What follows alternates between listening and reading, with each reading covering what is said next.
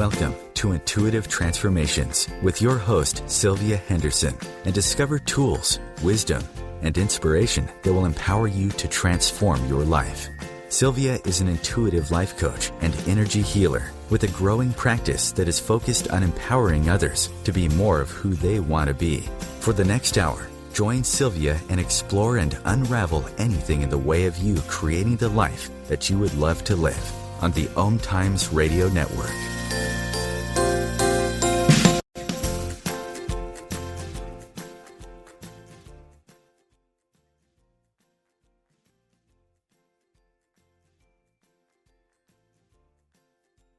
Tools you can use to change and transform your life right here on OMTimes Radio FM, the voice of consciousness. This is Sylvia Henderson, your host, and I am an intuitive and an energy healer. And if you would like to learn more about me and the work that I do, you can visit my website at intuitivetransformations.net. That's intuitivetransformations.net. And while you are there visiting my website, please be sure to like me on Facebook, sign up for my email newsletter, News You Can Use, and also check out my monthly Awaken Your Inner Alchemist group healing sessions, which I co-host with Belinda Womack. So if you're wondering, what is Awaken Your Inner Alchemist? Well, Awaken Your Inner Alchemist is a monthly live interactive 90-minute group healing session, which I co-host with Belinda Womack, who is a phenomenal healer. She's an author, and she's also a clear channel. Awaken is designed to empower you to harness the magic that you hold within yourself that will allow you to turn the lead of your life into gold. Just like in the story of the ancient alchemist who was able to harness the elements and then change physical lead into physical gold. So let me just explain to you what I mean by the lead in your life. Well, the lead in your life includes all of your fears, your anxieties, the worries, the doubts, the obstacles, and any unresolved pain or wounds from your past that are still causing problems for you today. Those vibrational lower energies are restrictive and they're limiting, and they're actually holding you back in your life from what you really want to experience. So every month now, Belinda and I, we connect with the energy of the group that registers, and we provide prescriptive healings that allow you to release those old lower vibrational energies so that you are then able to create a much higher vibrational reality and life, which includes the joy and the health and the love and the peace of mind, the ease, the safety, and the freedom that you truly desire. So Belinda and I have been guided to create Awaken Your Inner Alchemist because with Belinda's ability to heal the wounded inner child and my ability to heal the wounds of the soul, magical transformation and true change actually happens, and often within moments. Now, there are 3 ways that you can participate in Awaken Your Inner Alchemist. Very easy. Once you register, you can watch Belinda and myself live online. You can call in by phone and listen to us live, or you can even listen to the audio replay at your leisure. So regardless of the option that you choose, all 3 options are equally beneficial and equally effective. If you would like to know more about Awaken Your Inner Alchemist, then as I mentioned before, visit my website at intuitivetransformations.net and just click on the Awaken Your Inner Alchemist image. And also, just to let you know, our next Awaken Your Inner Alchemist is scheduled for Sunday, July 10th, 2016, and that's going to be at 4 p.m. Eastern, which is 1 p.m. Pacific, and I would absolutely love to see each and every one of you there joining Belinda and I. We just had one today, and it was amazing, truly amazing. So today's show is all about time. In particular, how you choose to use your time. We are all allocated 24 hours in every day. But I want to ask you this. Do you find yourself at the end of your day overwhelmed due to the distractions in your life and not achieving what you desired to achieve at the beginning of your day? Perhaps you just have a severe case of procrastination, which I have to confess, I have a little bit of that disease more often than not. So if any of this sounds like you, then you will thoroughly enjoy today's show. Today I have Helene Segura joining me on the show. Now, Helene is the author of The Inefficiency Assassin. Isn't that a great name? The Inefficiency Assassin, Time Management Tactics for Working Smarter, Not Longer. Helene Segura is a sought-after productivity coach who has spoken to thousands of go-getters, teaching them to manage stress by regaining control of their chaotic work and personal lives. Helene combines neuroscience, educational psychology, and pop culture to teach and coach hundreds of our individual clients as well as audiences on how to improve their efficiency during their workday so that they can have a life outside of work. She is the president of the International Board of Certification for Professional Organizers, and she is a member of the National Speakers Association. Helene Segura has also been featured as an organizational expert in more than 100 media appearances. Will you please join me in welcoming Helene Segura to the show? Welcome, Helene, and thank you so much for joining us today. Thank you for having me, Sylvia. I'm excited. I think this is going to be a topic that everyone can relate to. Sad to say, with all of our distractions and computers and technology, I think that inefficiency tends to rule versus being efficient. So, I totally agree. There are a lot of stressed out people out there. Oh my goodness, aren't there?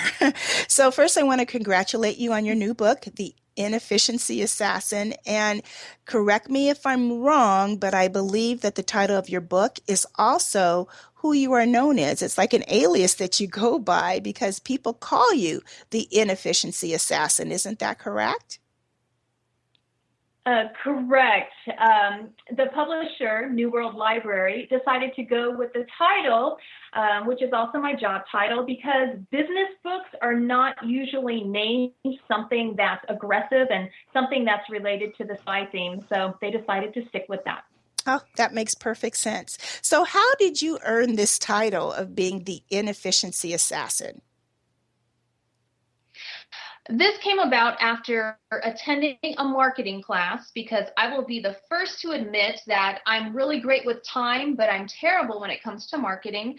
And I was told flat out that the term productivity consultant or time management consultant was just rather boring. So I came up with a small focus group of business colleagues, and we brainstormed, what exactly do you do? And we boiled it down to, I help my clients slay lost time. That's all there is to it. But that's not a job title. So from that and having a few adult beverages, eventually the term, the Inefficiency Assassin, was born. And when I mentioned that to a few people when I was speaking, they absolutely loved it. And so it took off from there.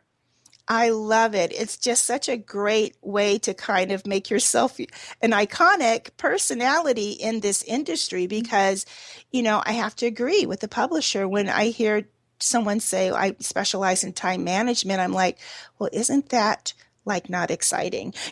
So, but Inefficiency Assassin, that sounds like, wow, I want to know more about you. That's really awesome. So let's start at the very beginning. What first got you interested in time management, and when did you first become aware that teaching people how to become time efficient was what you were really here to do? I began with time management, not realizing this is what was happening, in high school because I was taking a heavy load of classes, and I also played 4 varsity sports my senior year. So there was a lot of juggling to do with schedules and studying, making sure that I kept up my grades. But when I got to college, that was the rude awakening because I almost flunked out after my sophomore year because I was not managing my time and I was spending a little too much time on the social side. So I really had to buckle down and learn how to manage time far better. And then when I graduated from college, I became a teacher in a Title I school. And when I noticed the students' grades dropping after the first 6 weeks of school during the first grading period, I realized their grades aren't falling because of a lack of intelligence. They're falling because of a lack of organization and time management. So I started giving time management and organizational lessons to my kiddos the first 2 weeks of school. And eventually other teachers found out about it. So I let them know what I was doing and also helped my fellow teachers with their time management. So I taught for 11 years and then 10 years ago started my time management consulting business. Wow, that's brilliant. I love how it was just this natural progression for you and how it just very organically evolved. I mean, that's wonderful. I see why the Inefficiency Assassin would be the perfect title for you because that really is a standout testimony on how that happened. Mm-hmm. So, I know that we're going to be headed into a break in just a short minute. I want to remind everyone that I'm talking with Helene Segura, and we're talking about her brand new book, The Inefficiency Assassin. And actually, she is the Inefficiency Assassin. So I'm excited because as the show continues, we're going to learn more about strategies and what we can learn from her about how we can better manage our time, be more productive, and slay those things that hold us back and create distractions. So I hear the music coming in now. We'll be back in just a few moments right after the break. Please stay tuned for more of Intuitive Transformations.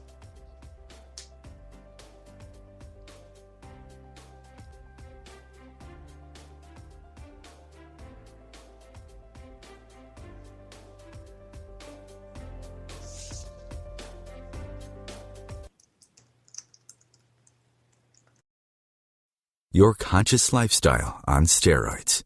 OMTimes Radio. IOM FM. The name is Bond. James Bond. No, the name is Joe. The Joe Show. And we are returning back for our 9th season here on OMTimes Radio.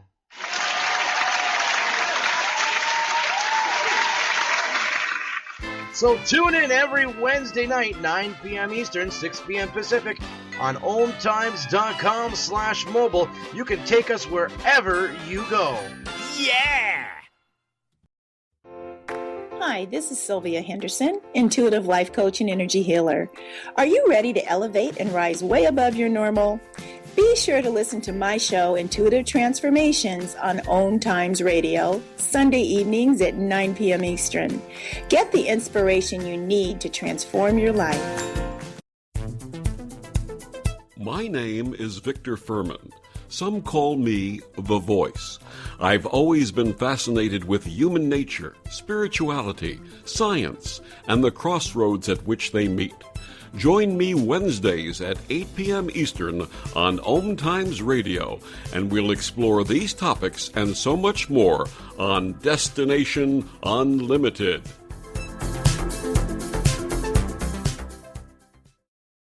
OMTimes Magazine is one of the leading online content providers of positivity, wellness, and personal empowerment. A philanthropic organization, their net proceeds are funneled to support worldwide charity initiatives via Humanity Healing International. Through their commitment to creating community and providing conscious content, they aspire to uplift humanity on a global scale. OMTimes, co-creating a more conscious lifestyle. The Real Conscious Connection. OMTimes Radio. IOM FM.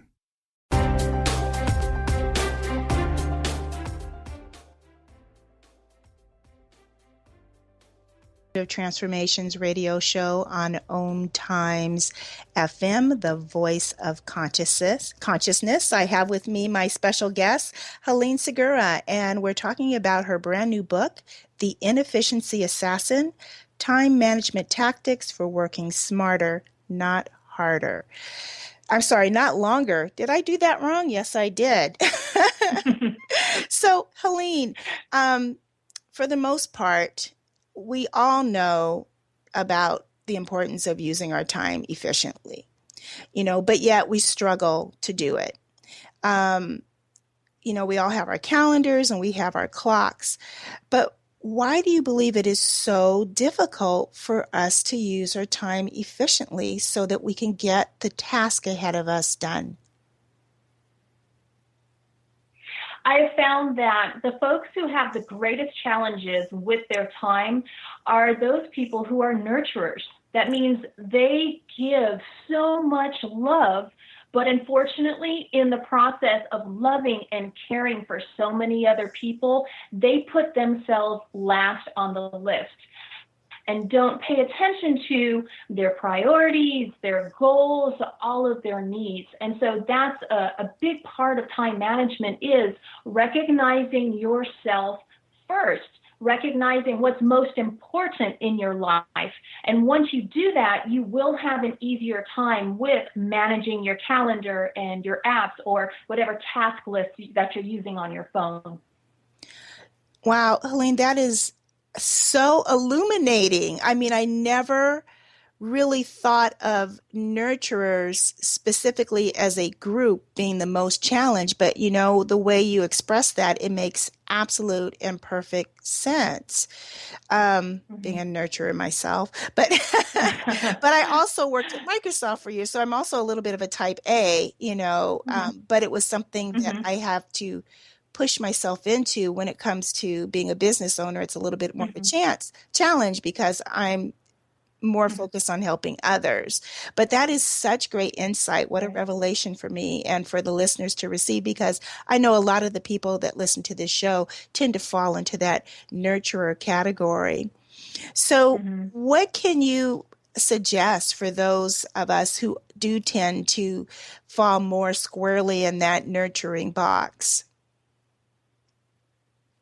The best thing you can do for yourself is to set aside 10 to 15 minutes to just sit on your own and think about what I'm going to ask you.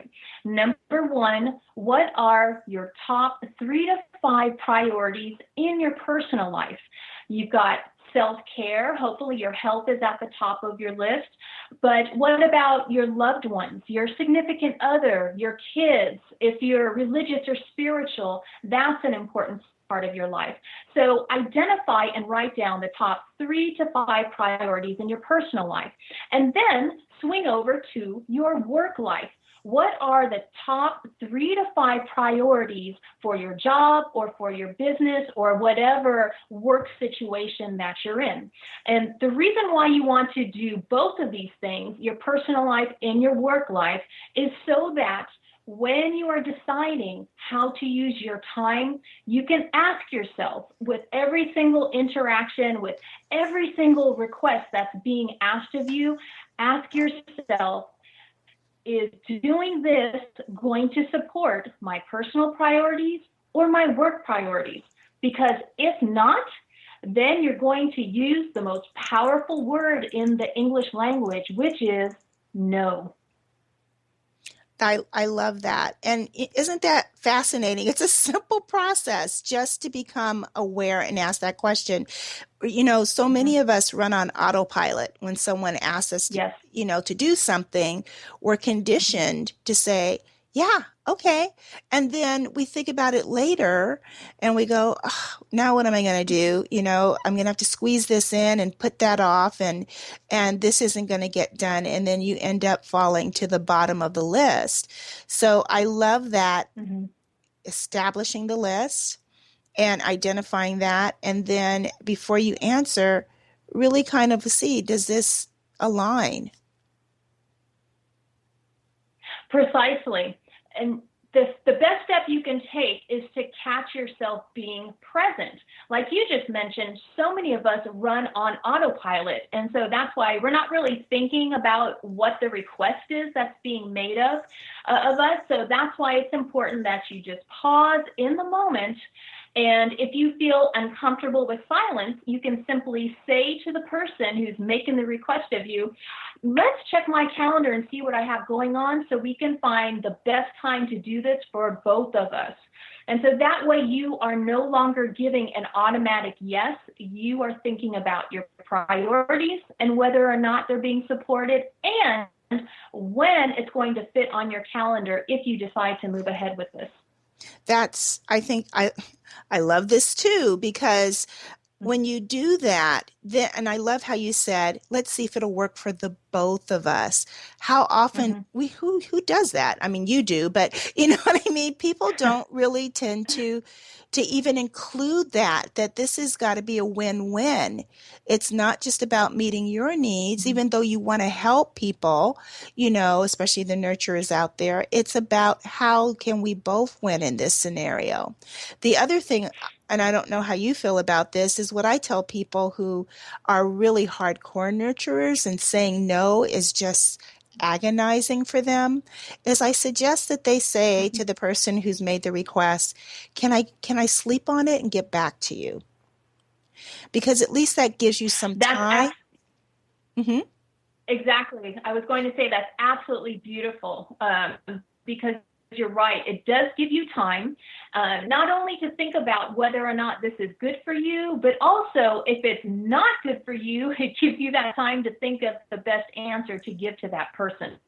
Absolutely. Absolutely. And unfortunately today we live in such an automated system. People are shooting emails out right away, and people have been hair triggered to respond as soon as the email arrives in their inbox. And so, you know, but you can, you know, things can wait for 15 minutes for you to really think about your answer and whether or not it really does work for you to, you know, provide whatever that individual is asking you to do. So what do you believe is the underlying cause of procrastination? Because that's a big efficiency vampire, isn't it? Absolutely. Psychologists define procrastination as the act of wanting to feel better now. So it's really human nature to want to feel better all the time, but procrastination is literally the adult version of a 3-year-old, I don't want a tantrum. So we procrastinate when we have a task in front of us that we don't want to do, or we don't know how to do it, or we might be afraid that we won't do it the exact right way. And we might also do this when we have a decision in front of us that we need to make, a difficult decision. And we tend to procrastinate when we don't want to face what we have to do. And we often tend to reach for the easiest thing to grab, which is our electronic device. And we just hit an app and play a game or check social media, and we wind up losing so much time. So one of the keys in fighting procrastination is to be fully present so you can actually catch yourself in the act of wanting to procrastinate. Wow. Okay. So how do you do that? Be fully present so you can catch yourself in the act of wanting to procrastinate. Because for me, it's on autopilot. And it is for a great deal of people. So that's why it's really important when you are about to switch tasks, you are literally asking yourself, what are you switching to? Why are you switching? What are you about to do? So there's some self-talk involved, and you can do this out loud or you can do it silently in your head. But instead of just flitting to task, procrastinate, task, you're asking yourself, what am I about to do next? Is this a smart move? Now, sometimes our brains truly do need a break. So we can get up and go for a quick walk or go get some water. But if we catch ourselves in the act of starting to avoid a task, we need to ask ourselves, is this going to serve us, delaying this task? I love that you're giving because I feel like that younger version of ourselves needs something. So getting a glass of water, going for a walk, those are life infusing distractions or, fillers or procrastinating steps, which actually would give you more fuel to move further into your task, right? So the ones that most people reach for are our little electronic devices. These cell phones now rule our life. It's like I hear people say, "Oh my God, I feel naked. I can't believe I left my cell phone at home." And Facebooking, oh my goodness, that for me can be kind of an energy vampire. I tell myself it's for my business, but then I'm on my personal page looking at everybody else's little cute doggy movies or kitten movies. So, with those type of distractions that are so entertaining, what is your suggestion? I mean, how can we kind of deflect from that? To deflect from it, I highly recommend that you make your tempting apps more difficult to get to. If you're reaching for the phone and you have your Facebook or your Twitter or Pinterest app right on that home screen, it's a lot easier to just hit that app and it pops open versus having that app on a back screen where it actually takes you a couple of scrolls to get there, and you might prevent yourself from going down that rabbit hole when you catch yourself swiping the screen and looking for that app. However, since we are human, it's really hard to go 8 hours in a day without taking some kind of break. So if you truly need to be on Facebook or you would just enjoy a few moments on Facebook, set a timer. So give yourself a 5-minute break or a 10-minute break, but at least you are putting an end to whatever it is that isn't productive, so you don't take a 2-hour break when you didn't intend to break for that long. I love the idea of using a timer because time slips away so quickly. It's amazing. I'll start, I'm in the middle of doing a task and that shiny bright light calls me someplace else. And then there's another task. And so what I do want to talk about, I know we're going to go to a break very soon. What I do want to talk about when we return is how to deal with multitasking. Because when I start doing that, there was a time when multitasking I thought worked for me, but I would really love to hear your insight on multitasking, and is it purposeful or is it actually just another distraction? We'll be back in just a moment, everyone. You're listening to Intuitive Transformations on OMTimes.com. Conscious media for conscious minds. OMTimes.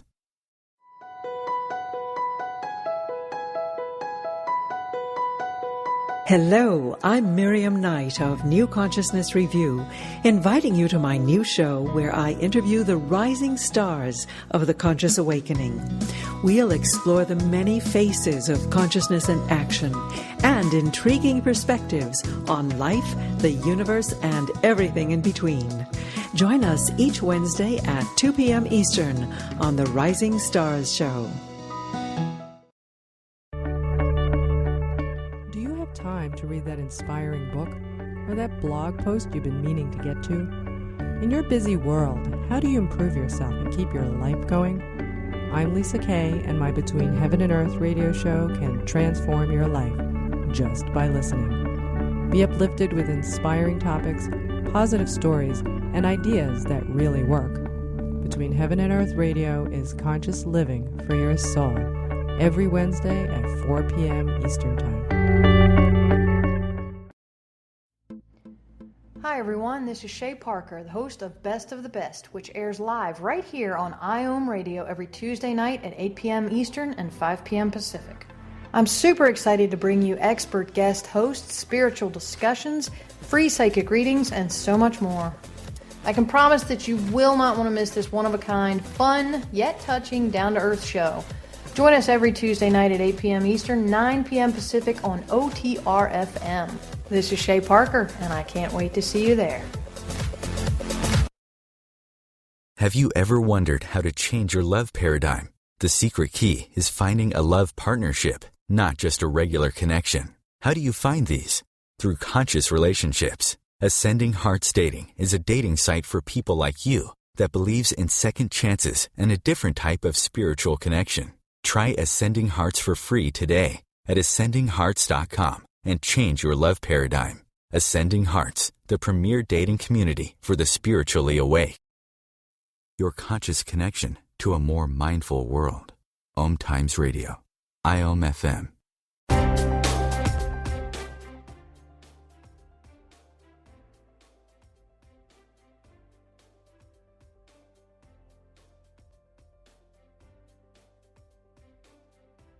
Inefficiency Assassin. She's been sharing some wonderful ideas for how to improve your productivity and how to slay the inefficiency dragon here on the show. So, Helene, before we went to the break, I alluded to the idea of multitasking. Is that really efficient or is it inefficient? It is completely inefficient. And let's talk about why. Neuroscience tells us that when we focus on only one task, we use our entire brain.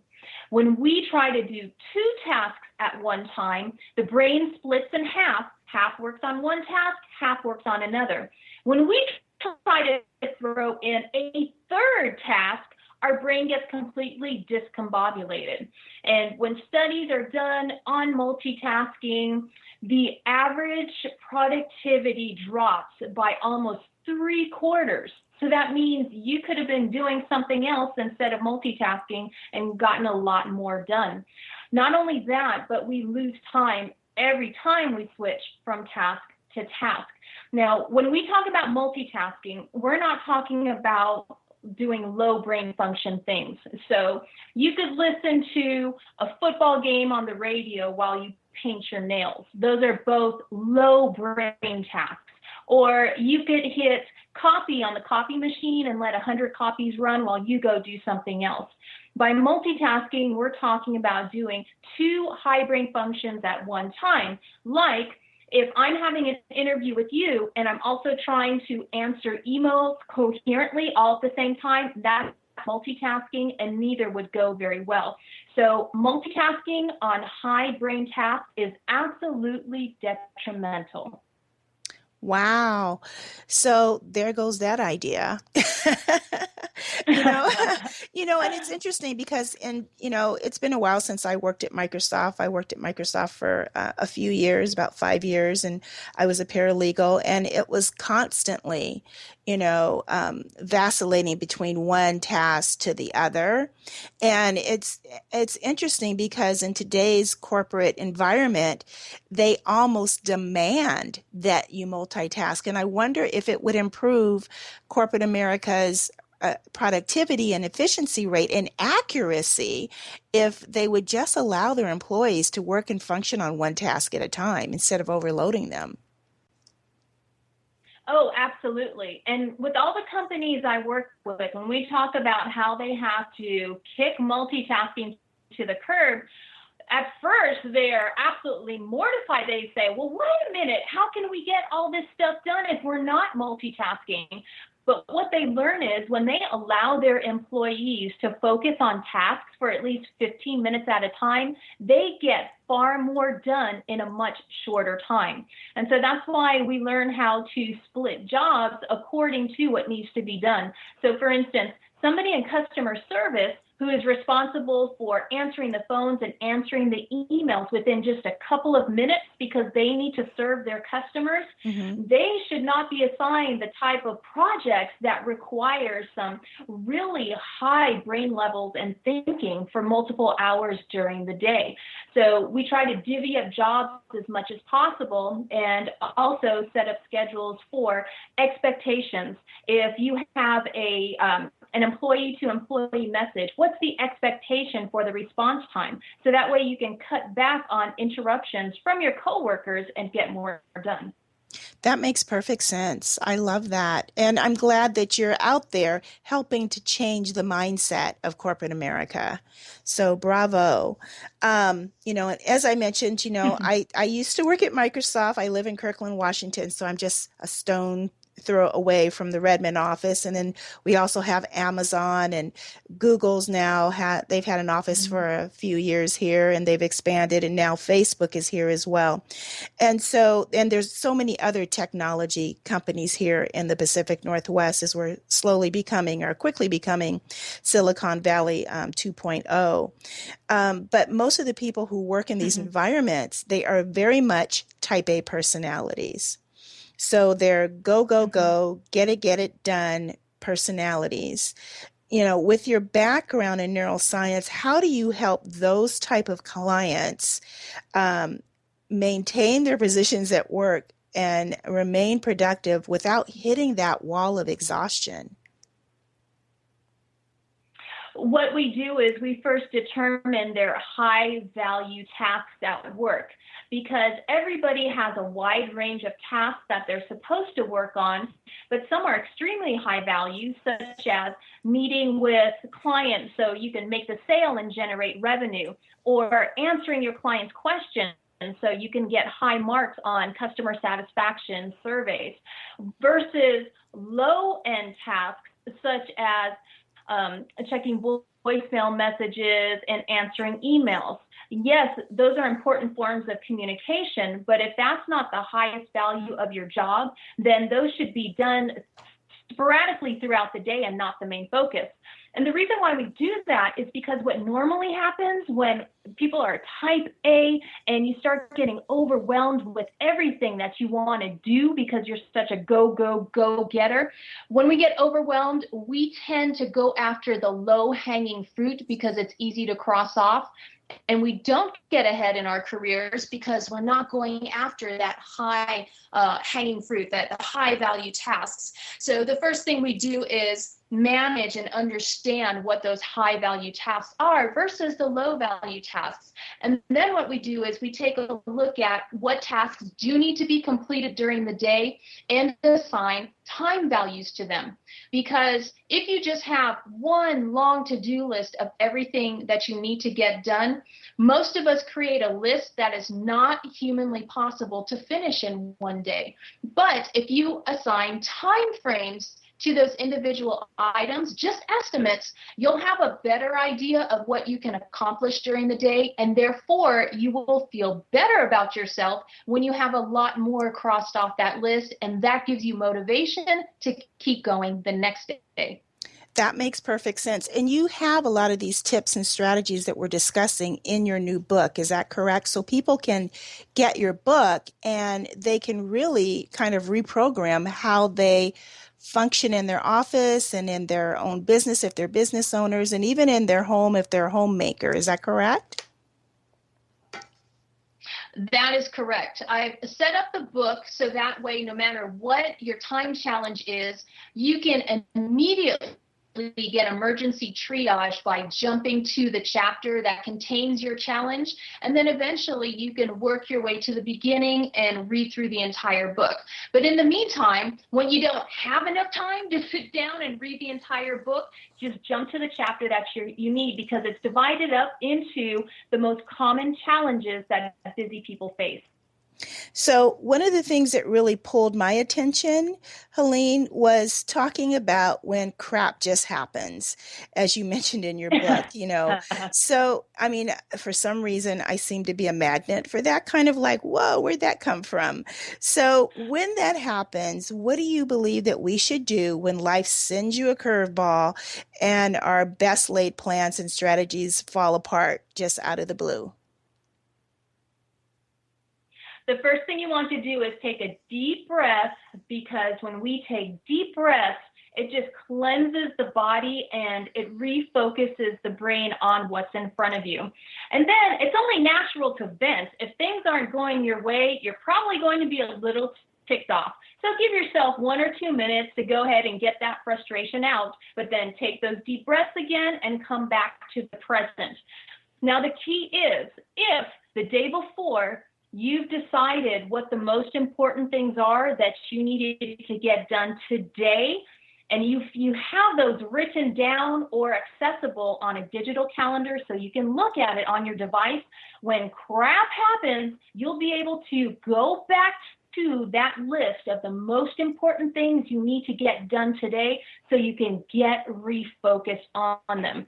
For example, about 4 weeks ago, my car was hit. It was parked. I wasn't in it, but my car was hit and damaged. And obviously, I was not expecting that to happen. And so the day was interrupted because I needed to call the police and file a report and then call the insurance company. And so after I vented, I was really upset with this woman for hitting my car. But after the venting part, I went back to my list. Did I get my most important tasks done? I had one more from the most important task list, so I made sure that got done, but everything else got pushed to a different time block in the next couple of days. So was it a crappy day? Yes, but things that were most important got done, and everything else can get pushed aside because those were lower priority items. So your most important list, do you do this on a monthly basis, a weekly basis, a daily basis? How do you organize your day? I know that a lot of folks have monthly goals, which is absolutely terrific, but most people nowadays have such a fluid schedule. It's really much easier to look at this list day by day by day. So what I do is during the last 15 minutes of my work day, I figure out what are the 3 most important tasks I need to get done the next day. And I schedule those in between appointments that are already set, because most of us have some kind of set appointments each day, either a phone conference or you have an in-person appointment with somebody. So I schedule those tasks as early as possible in between those already scheduled tasks. And then for later on in the day, that's when I can go into my bonus 3. So what are 3 other tasks that I could work on if I finish the top 3 early, or if things don't go according to plan and I still need to get ahead, I can move into that bonus 3. I like how you've kind of made a little capsule of just 3, because then that feels doable. It doesn't feel overwhelming, like a long list that I could certainly make in 15 minutes. Oh, yes. Mm-hmm. So did you choose 3 intentionally? Because there was something that I had read before that 3, something about how we interpret information was really important. And when we return from the break, I'll have you answer that question if you don't mind. Sure. Okay, we'll be back in just a few moments, and you'll have more of Helene Segura here on Intuitive Transformations Radio.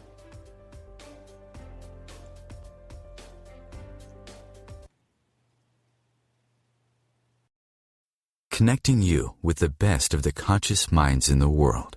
OMTimes Radio. IOM FM. Circle of Hearts Radio is a sanctuary on the airwaves. Join me, Grandmother Elia, in the circle on Sunday, 2 p.m. Eastern, as I share information to both enlighten and nourish your soul.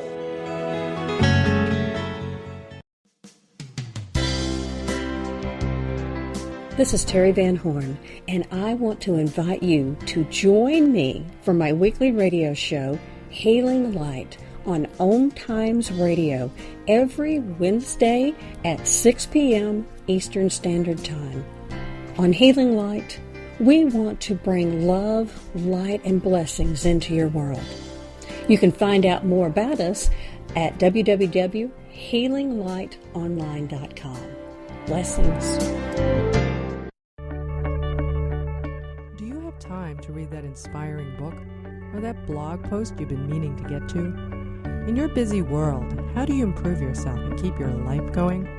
I'm Lisa Kay, and my Between Heaven and Earth radio show can transform your life just by listening. Be uplifted with inspiring topics, positive stories, and ideas that really work. Between Heaven and Earth radio is conscious living for your soul, every Wednesday at 4 p.m. Eastern Time. Are you trying to get from point A to point B and need a little advice? Connect with the counselors at OMTimes Advisors. Whether you're looking for a life coach or a spiritual intuitive, the advisors participating at advisors.omtimes.com were carefully chosen based on their gifts, skills, and professionalism. OMTimes Advisors, connecting you with the best advisors in the business. The cutting edge of conscious radio. OMTimes Radio. IOM FM.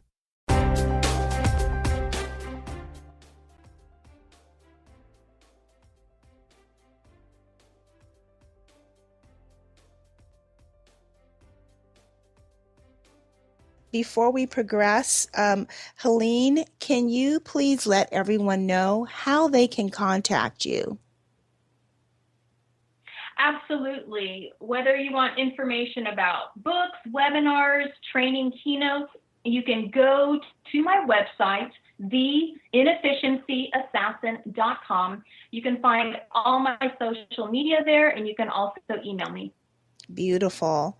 So before we went to the break, I had kind of postured the question around why you chose 3. Why was it important to choose 3 versus 5 or 7? Why 3?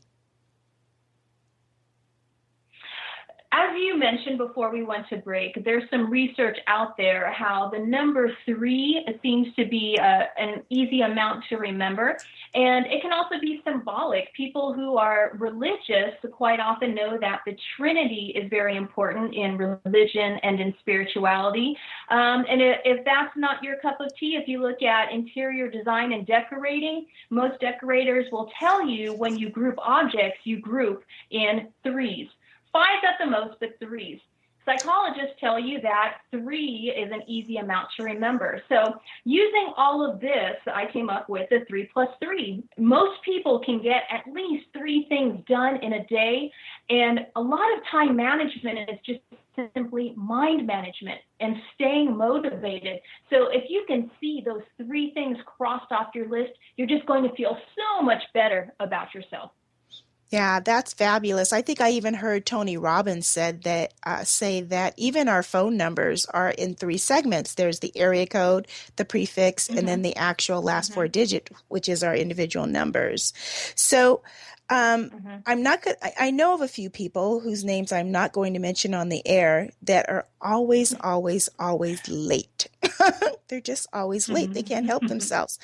What does this happen for people? I'm always on time. So it really just is a struggle for me to understand that.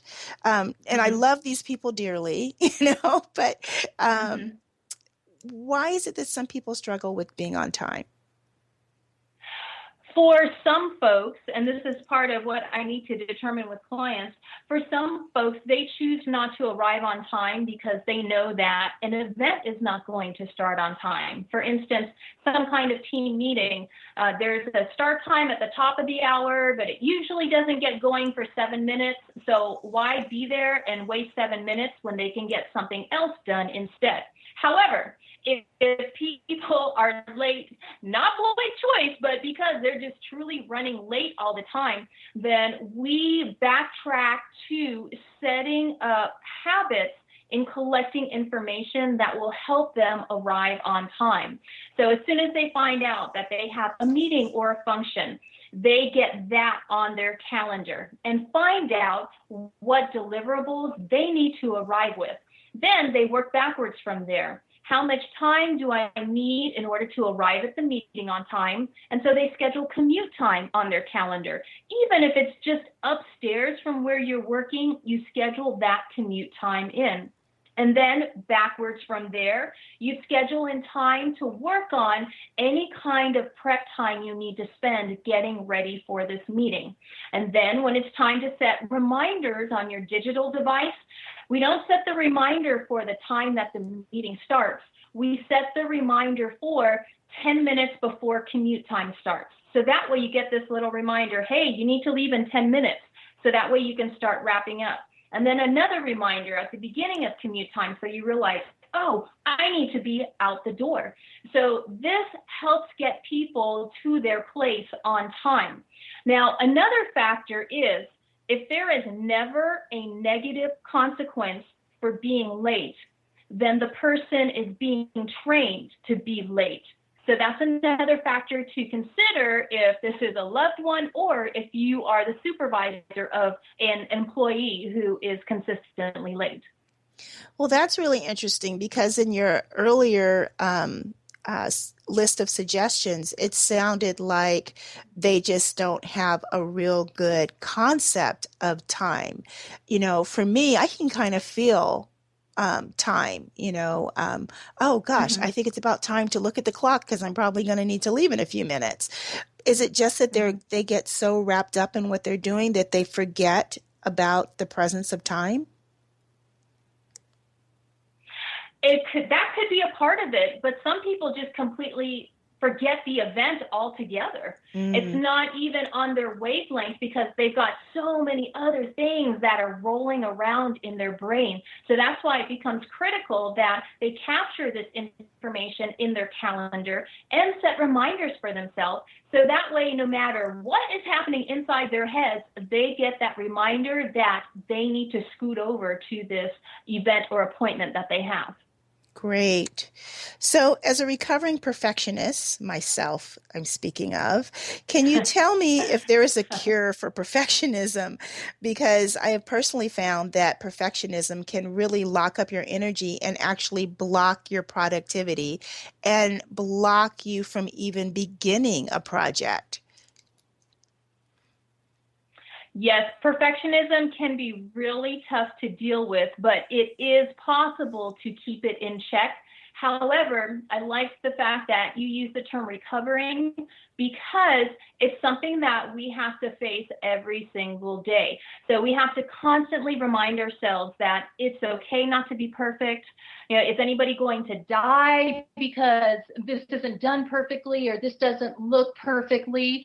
And we also need to realize that as a perfectionist, we tend to set the bar at 150%, whereas the rest of the world operates at maybe the 80% level. So it's okay if we drop expectations of ourselves down to, say, the 95 or 90% level. I mean, 90% is still an A, but this is something that we have to remind ourselves of all the time. If you're struggling with these perfectionistic tendencies, it's not like you can just tell yourself once, okay, don't be a perfectionist anymore. You have to remind yourself every day that life is so much better when you're not stressing about absolute perfectionism. Yeah, and I think it's because, well, I'm not even sure. Everybody has their own reasons for why they're being a perfectionist, if that is your issue, but it is quite the little challenge. I'm constantly in recovery. I have to confess to all of you who are listening to the show. So thank you for sharing that.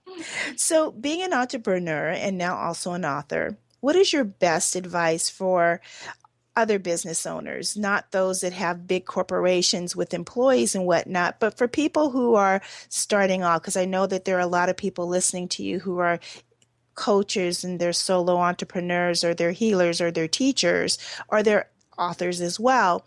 And so what is your best advice when someone is the chief cook and bottle washer so that those activities don't sabotage their success? Most entrepreneurs go into business because they want to be able to decide how to create their schedules in chasing this passion that they have with their particular gift. And so it's very important that you really focus on what your personal priorities are, because with entrepreneurs, those personal priorities tend to get lost in the shuffle when we are chasing after our dreams. And you don't want to lose everything on that personal priorities list in the chase of your dreams, because while you are achieving your work dream, you may be losing everything in the personal dreams.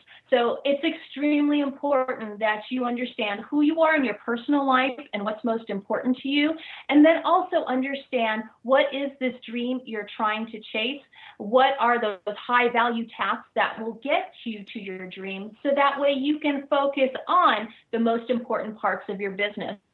And when you're able to delineate what those are, that will help you with delegation later on, because not everybody needs to be a millionaire or have this absolutely booming business before they can hire out and delegate to employees or contractors. There's a way to do it when you're still trying to climb up those rungs. I love that advice. That's brilliant. Thank you so much. So, as the Inefficiency Assassin who speaks to thousands of people, you have an incredibly busy schedule, I'm sure. So what are your top 3 tools that you use that you cannot live without? I cannot live without my paper calendar. Yes, I said paper. What? And that's because I know. And that's because I am a global learner. And so that means I need to see not just the day that something is happening, but I need to see what's happening in a couple of weeks before and a couple of weeks after, so I can make a better decision about my time. And I'm also a huge fan of Google Calendar, because I also use an electronic calendar since I have an assistant who helps me schedule. And it's also a great way to send reminders to clients, so that way they can remember when we have appointments. And then I also love Insightly. Insightly is a smaller version of the big CRM softwares like Sugar and Act. And it helps keep all of the projects in alignment and also sends task reminders, so that way nothing falls through the cracks. So those are the major tools that I use to stay efficient. Wow. Well, that is great. Those are some great tools. And I don't use a paper calendar, but maybe I need to reconsider that again. But I am definitely going to look into this Insightly. Well, Helene, we are coming to the end of our time together. I can't believe it's just gone so lightning fast. You've been just an absolute pleasure to have on the show. I so appreciate you sharing your wisdom and your knowledge with everyone listening. So thank you very, very much for being a guest here on Intuitive Transformations. And for those of you who are listening, I encourage you to get her book, The Inefficiency Assassin, Time Management Tactics for Working Smarter, Not Longer. Helene Segura. Visit her website. And thank you once again for joining me. Have a wonderful week. I'll be back again. Talk to you soon. Love ya. Bye-bye.